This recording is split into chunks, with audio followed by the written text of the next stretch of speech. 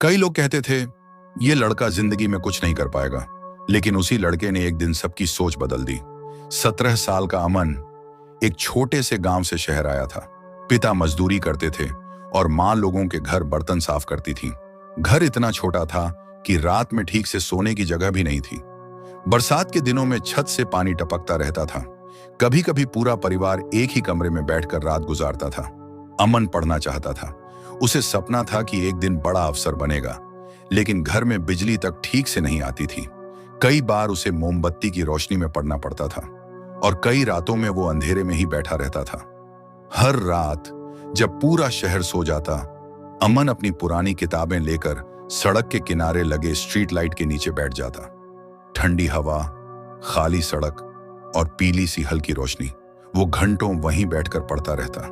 उसके पास नए कपड़े नहीं थे, लेकिन आंखों में बड़े सपने जरूर थे। कई लोग उसका मजाक उड़ाते थे। कुछ लोग कहते सड़क पर पढ़कर कोई अफसर नहीं बनता। कुछ बच्चे उसके पास से हंसते हुए निकल जाते, लेकिन अमन चुप रहता था, क्योंकि उसे अपनी गरीबी से ज्यादा अपने सपने दिखाई देते थे। एक रात जोरदार बारिश शुरू हो गई। किताबें भीगने लगीं, लेकिन अमन वहां से नहीं उठा। वो अपने बैग से किताबें ढककर फिर पढ़ने लगा।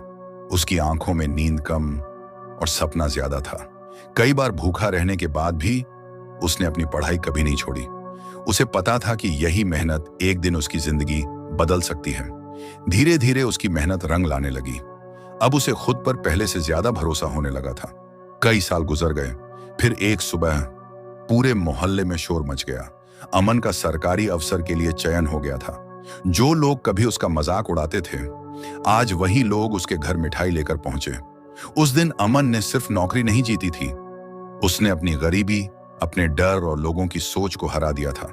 कभी कभी सड़क की छोटी सी रोशनी भी किसी की पूरी जिंदगी हमेशा के लिए बदल देती है।